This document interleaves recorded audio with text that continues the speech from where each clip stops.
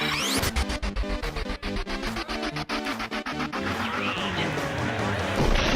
to the Pat White Show.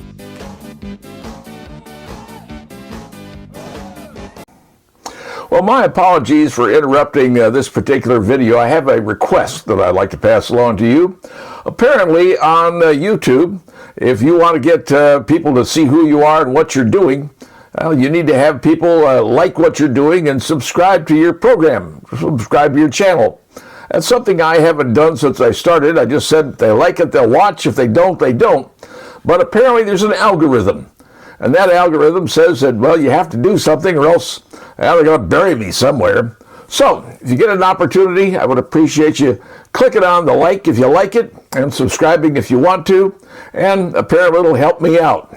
Beyond that, hope you enjoy what I'm doing.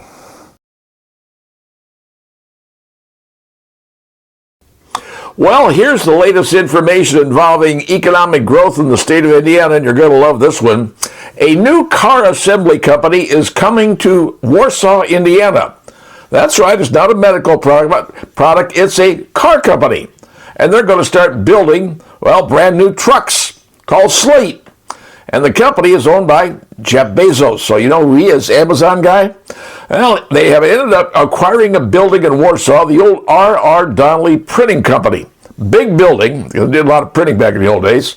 And they're going to start manufacturing Slate electric pickup trucks. You heard me right. Slate electric pickup trucks. And they kind of remind you of like a Ford Bronco or maybe one of the Harvesters back in the old days. And they're kind of unique and special. They're no frills, not fancy or anything like that with all the electronic doodads and gewgaws and all the other stuff. Plain old everyday vehicle to get you around. Gets about 150 miles on a charge, which is great for the average person. And here's the good news. You figure a new electric vehicle, if you want to buy one, in today's market, it's going to cost you about $60,000. Now, if you want to get yourself one of those electric pickup trucks, sort of like the Ford F-150 Lightning, that baby's going to set you back $100K. The price for a new Slate electric pickup truck, $25,000. I know that sounds outrageous, but that's exactly what they're doing. It's nothing fancy. And you see it, you're going to go, well, that's kind of plain Jane stuff. But if you want to trick it out, you can do that. Now, there's two ways to do it.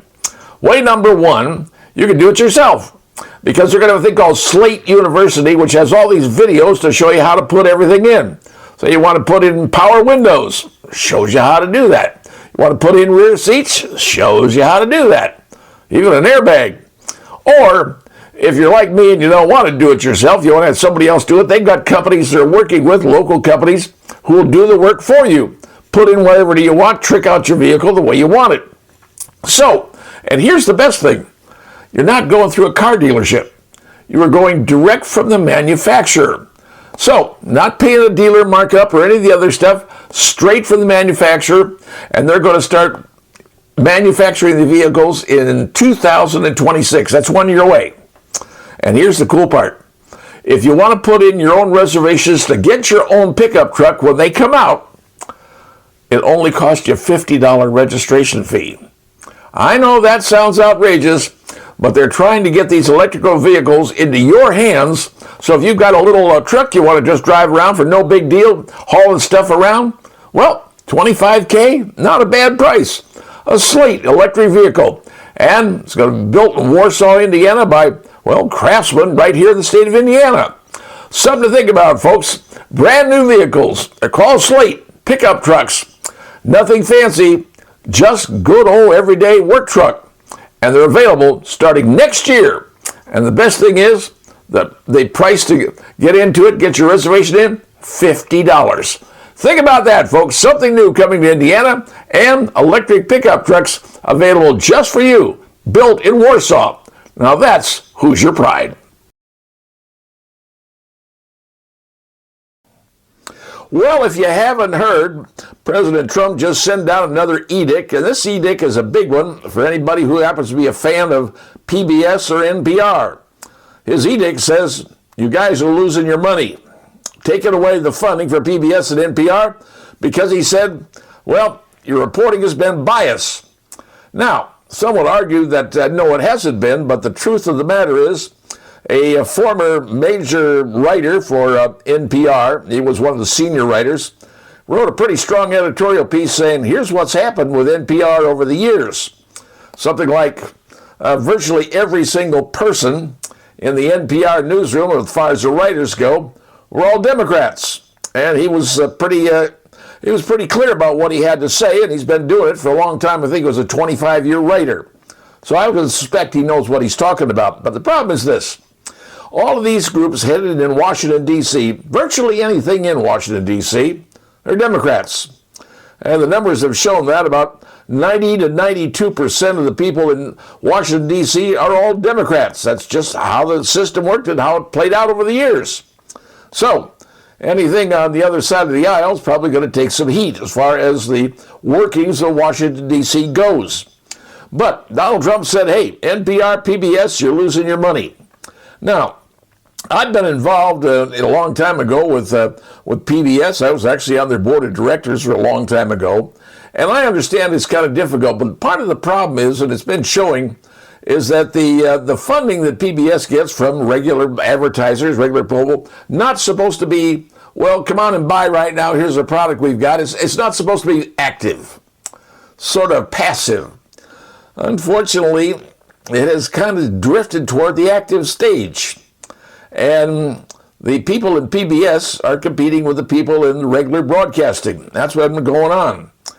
Would it be better if they were able to get their own people to say, hey, if a company wants to say, buy now, here's the product, here's a sale going on, if that's what they want to do on PBS for the shows they sponsor, well, that's fine. But if you take a look at the television ratings over the years, PBS, well, it doesn't really show up in the rating books. It deals with a very, very small fraction of the audience. And are they worth hundreds and hundreds of millions of dollars every year? You can make an argument there that maybe they shouldn't be funded by the federal government. Now, I know one of the things they want to get rid of is the Voice of America. I have a concern about that because people over in Europe who don't get to hear it from their own country can tune into Voice of America, although the other countries are trying to jam the signal of Voice of America. So that's a big issue right there. But as far as the funding goes for PBS and NPR, that's a difficult one. But as one who's been in the broadcasting industry dating clear back to 1965, well, PBS has changed and NPR has changed. And I've listened to NPR. And trust me, they are not really, they are not middle of the road. You know, in broadcasting, we've always been told who, what, where, when, why, and how. That's the way I was trained when I went to journalism school. But, well, it's changed. Nowadays, is everything opinion. And there's no O in that kind of journalism, at least not the way I was taught. But now everything is opinion, saving the world or whatever. So what we have now is a situation where Donald Trump says, PBS, NPR, the Corporation for Public Broadcasting, they're the money people. CPB is the money people. They dole out the money to NPR and PBS. They're saying, hey, you aren't getting that money anymore. But remember, America, we are $36 trillion, and I'm with the T, $36 trillion in debt. We got to start cutting back on stuff, whether you like it or not, America. We are in a big hole, and we ain't getting any worse. And we shouldn't be getting any worse, but actually we are. So it's time to get rid of waste, fraud, abuse, and things that actually should operate on their own. And maybe PBS and NPR are one of those. And if they can't make it on their own, then maybe they shouldn't be in existence. One person's opinion, and that's mine.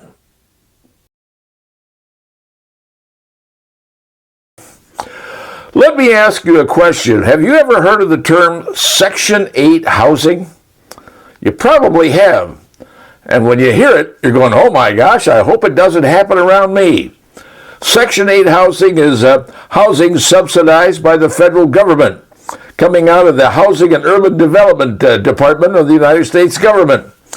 Well, it turns out the Trump administration has decided to do something that maybe, just maybe, a lot of people would agree with. You see, in Washington, D.C., there's the Housing and Urban Development Building. It's 12 stories tall, and it's considered probably one of the ugliest buildings in the entire city of Washington, D.C. Well, it's been about half occupied, and now they're getting rid of the rest of the people in the area. They say it cost about $50 million a year just to keep the building open with all the maintenance it needs. And so the Trump administration is now saying, you know what, I think we're going to sell this thing. I have a better idea. Rather than selling it, what do you say we hire a company that specializes in bringing down buildings? And how many times have you seen buildings being blown up and suddenly they come crashing down into the ground? Sometimes a lot of fanfare. In Vegas, when they blow up a hotel and bring it to the ground, everybody's hooting and hollering and putting up fireworks. Well, what do you say we do that with a building in Washington, D.C., the Housing and Urban Development Building, and say this is the end of Section 8? Section 8 has created more problems in the United States than anything you could possibly imagine. Even former President Al Gore back in 1996 said Section 8 is destroying, this is a quote, he said, these crime-infested monuments to a failed policy are killing the neighborhoods around them. And in 2006, the leftist Village Voice labeled HUD as America's worst landlord. I mean, even the left thinks that HUD's a joke. So my thought is this: why not just hire a company that specializes in blowing up buildings? And let's take the HUD building as an example for all America to see. Put it on national TV, make it a big event so all the networks can see it. And just say, we're tired of what's going on, and anything involving Section 8 housing, most of America is going to say, about time they got rid of that. Because that has destroyed lives, it's destroyed families, and frankly, you take a look at housing developments. Well, one of the worst ones you can think of is probably Cabrini Green in Chicago, and there's some others I can think of.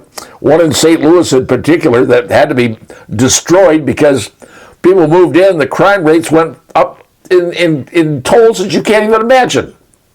That's what we're dealing with, folks. The Housing and Urban Development has been taking money for Congress in years, and they've been spending it in the most reckless, unbelievable ways, not even accountable. Just building housing everywhere, and then literally giving out mortgages to people who shouldn't have mortgages. And now the sad thing is that for many black families, the chances of owning a home have gotten even worse than it was before all this mess was created. And that's very sad. So, you want to look at the problem? Now you want to clean up the swamp? I'm going to say one of the biggest mess in the swamp is the Housing and Urban Development Building in Washington, D.C. 12 stories and just plain everyday ugly. Instead of selling it, which I don't think they'll be able to, because who the heck wants to buy that atrocious mess? Let's just blow it up. Put it on TV. Make it into a big scene. Put in fireworks. I don't really care. But I'll bet America would appreciate, even the left would appreciate, getting rid of the Housing and Urban Development, because it has been a boondoggle from the get-go. And everybody knows it. Now it's time to do something about it once and for all. So I say, blow it up, folks, and start cleaning the swamp big time.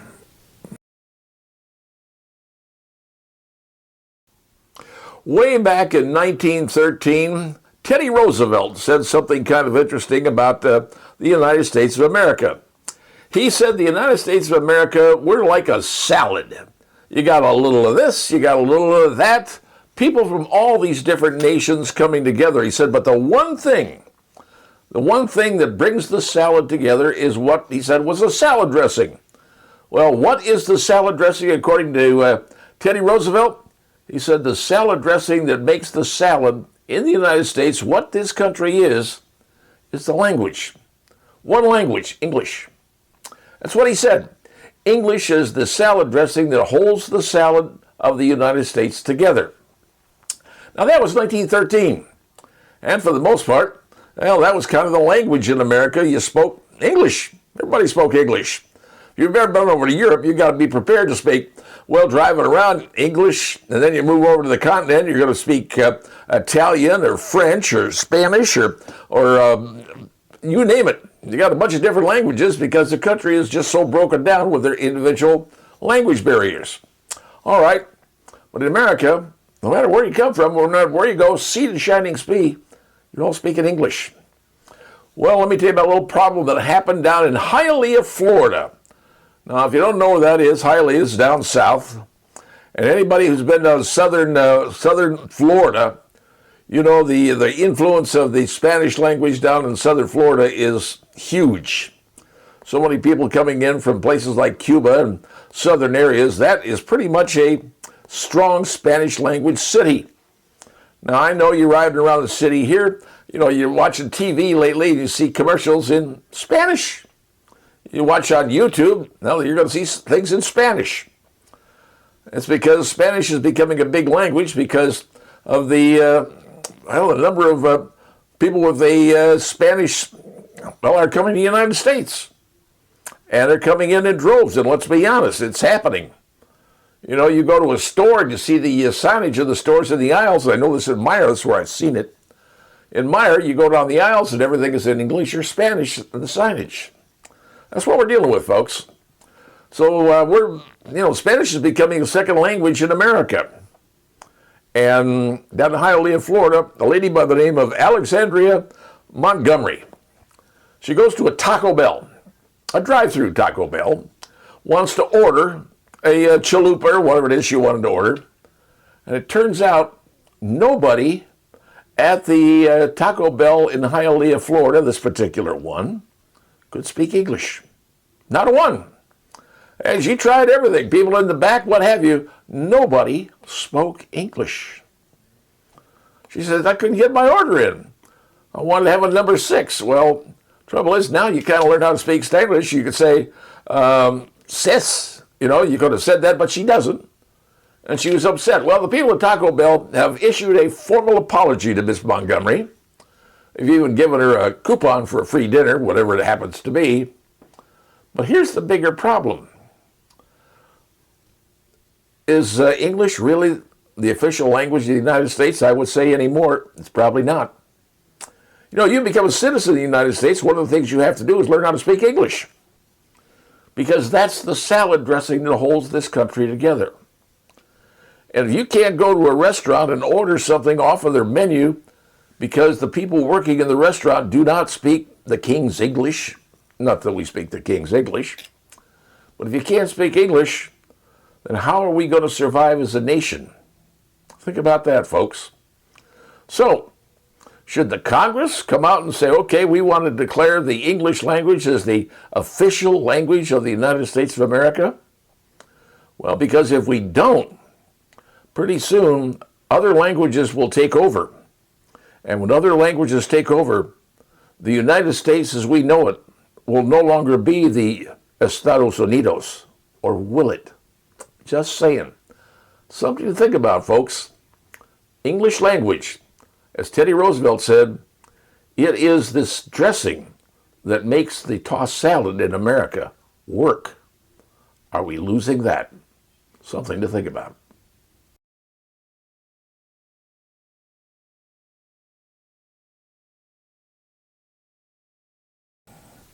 Recently, there's been a lot of talk about counties in the state of Illinois wishing to join other states, whether it's Missouri or Indiana.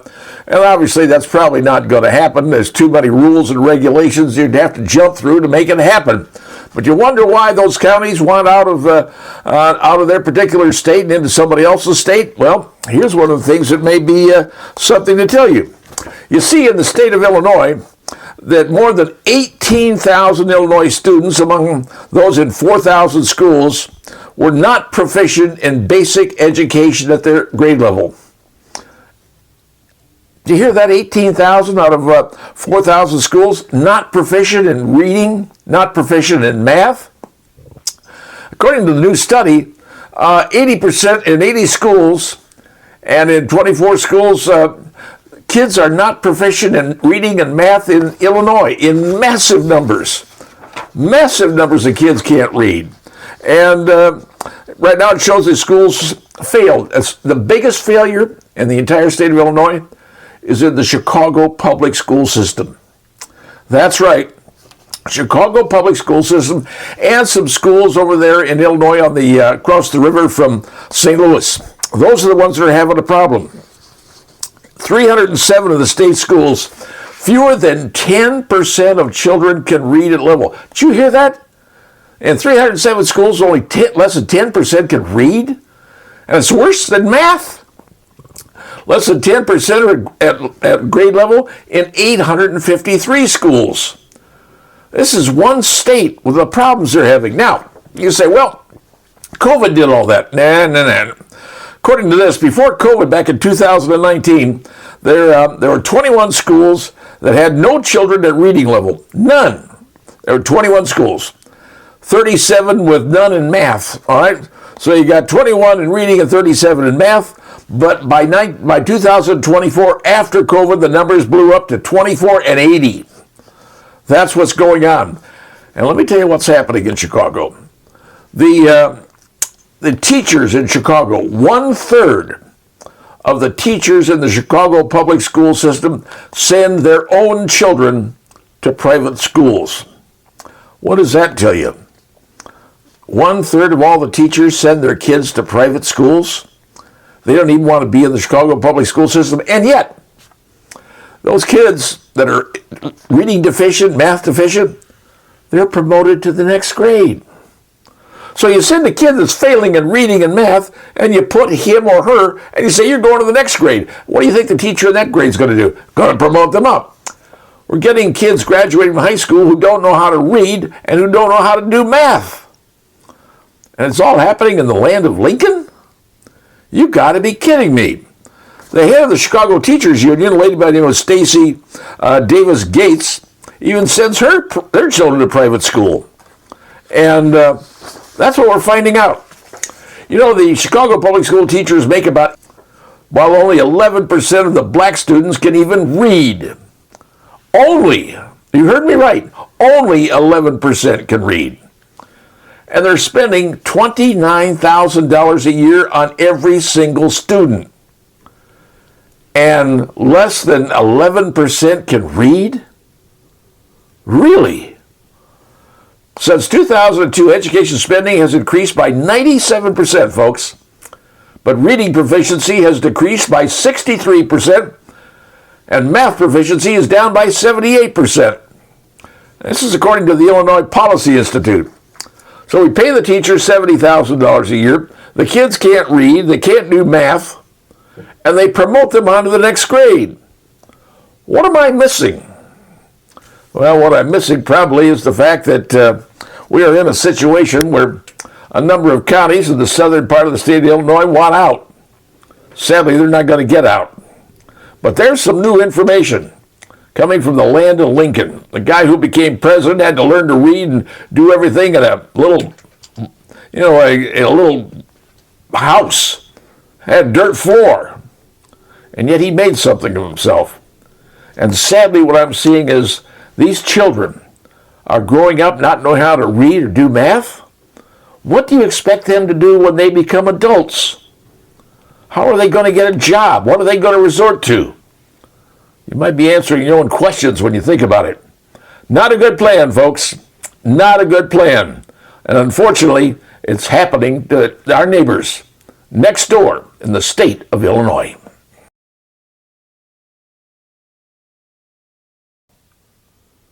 Well, imagine someone being married for 30 years and then suddenly saying, it ain't working, we want the marriage to be over with. Well, believe it or not, that's what's happened between UPS and Amazon.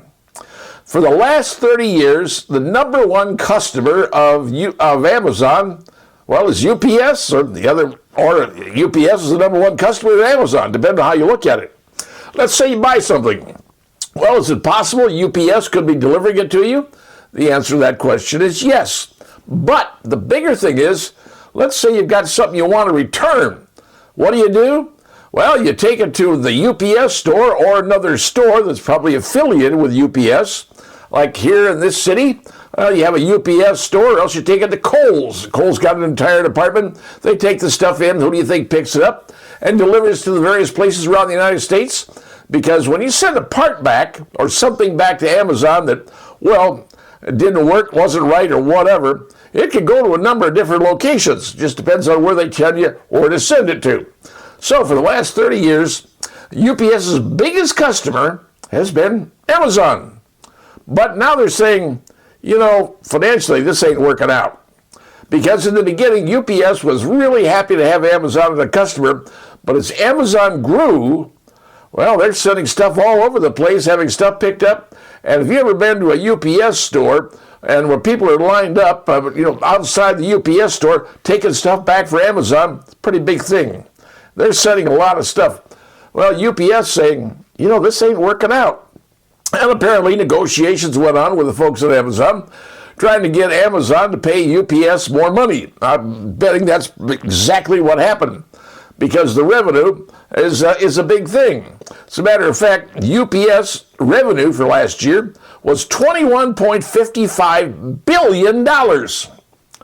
And I'm sure a lot of that had to do with Amazon. Now, their earnings, when everything was said and done, was $1.19 billion. So you had about $22 billion in revenue, and you end up with about $2 billion in earnings. Works out to about $1.40 a share if you got shares in the UPS. Well, so here's what the folks over at UPS saying we're going to do. They are effectively going to, ready? They're going to literally lay off 20,000 employees. 20,000 jobs. Gone. Out of here. And that's going to be kind of difficult on those people because they've been earning pretty good money. The last contract the UPS got through the labor union, the folks made out pretty well. Now, they're also going to have to close, they say, approximately 73 facilities around the United States. I have no idea where they are, but these are hub stores, hub situations where everything comes in. And if you've ever been down in Kentucky where the UPS has their headquarters, when their planes come in at night and take off, it's probably one of the most incredible things to watch. That thing hums like a machine, the way stuff comes in and stuff goes out. But the big player for UPS in the last 30 years has been Amazon. Well, apparently they couldn't get Amazon to pay them more money because Amazon is developing their own fleet of vehicles to do their own delivery stuff. UPS was handling stuff out there and hither and yon, in East St. Nowhere. So they were delivering the stuff out there. That was costing them money to deliver one package to somebody out in the middle of nowhere who ordered it by online. Well, UPS is taking the load for that. Amazon's saying, we're not going to send one of our trucks out there because it's not worth it. And Amazon, as you know, is now getting over to electric vehicles. See how that works. So right now, UPS is going to give up about 20,000 jobs and close down 73 facilities. That's what's coming up, folks, and the deal with Amazon. But here's the bigger question to ask.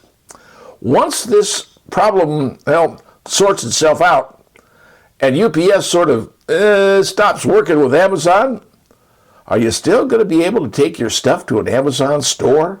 Is Amazon still going to handle the return of it? Or is it going to go to somebody else? Is some other company, or is the United States Postal Service going to do it?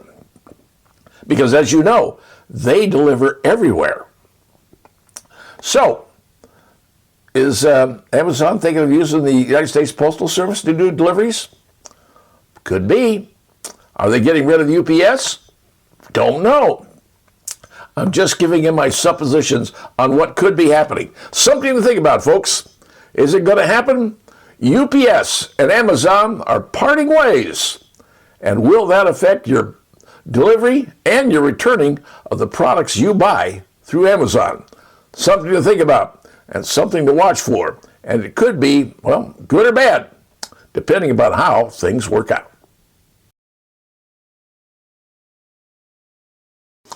Well, there's a big lawsuit going on. You may have heard about it. It involves Donald Trump and CBS. I'm going to take you back to 2024 when 60 Minutes on CBS ran a interview with Kamala Harris. And for those who saw it, and a lot of America did, you said, wait a minute, that interview, CBS has edited that interview because you saw the first one, and ultimately later on you saw the second one. The first one was a tease. And the second one you saw, when they aired it, this was not the same thing. And to many Americans who saw it, they're going to say, this was altered. And the truth of the matter, it probably was. So, what happened? Donald Trump files a $20 billion lawsuit. Now, you figure someone files a $20 billion lawsuit against CBS? Well, CBS is owned by Paramount. Paramount's the film studio that, they make the movies. Well, they own CBS. And the folks at Paramount are saying, we're trying to sell this Paramount to another company, another big deal to a group called Skydance for roughly $8 billion. They don't want the mess to be screwed up. Well, you knew something was going on when the executive producer of CBS abruptly resigned. And you saw Scott Pelley on CBS saying, other people are starting to tell us what to do, sort of, and that not totally exactly that, but essentially saying we're being told that someone else is telling us how to run our show. Well, that's because CBS has got themselves in a bit of a problem. Now, when you're involved in a federal lawsuit, if you've never been involved in one of these, one of the things they try to do is to get the parties to settle rather than going into a courtroom.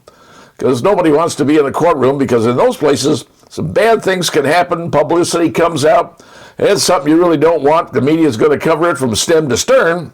So, the plan is, maybe we can negotiate a deal. Now, if you remember correctly, George Stephanopoulos, he said some things about President Trump, and President Trump sued. Cost ABC $15 million. Well, Donald Trump's suit against CBS was for $20 billion, which is a whole lot more than $15 million.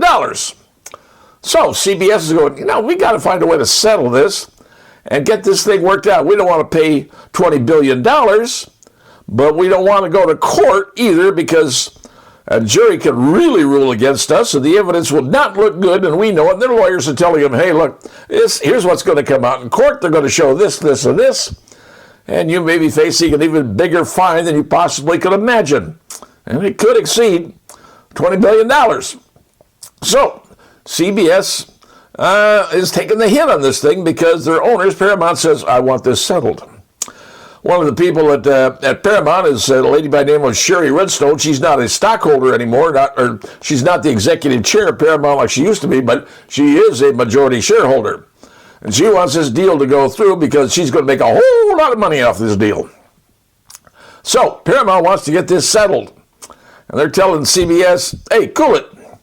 And the executive producer of CBS 60 Minutes says, then I quit. So the big problem is money. And money right now is controlling everything.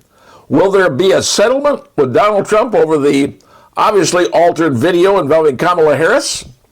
My guess is they probably will. I don't think anybody really wants to go to court on this thing. The question is how much it will be. Will it be $15 million like CBS paid?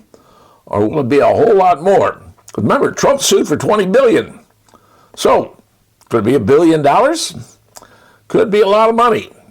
All I know is when you go after someone and it becomes pretty obvious and America sees what happened, you don't want to put that in front of a jury, folks, because America might get a little upset and say, enough's enough. And the media right now is not beloved by the American public, or at least most of the American public. Just saying an observation, and let's see what happens.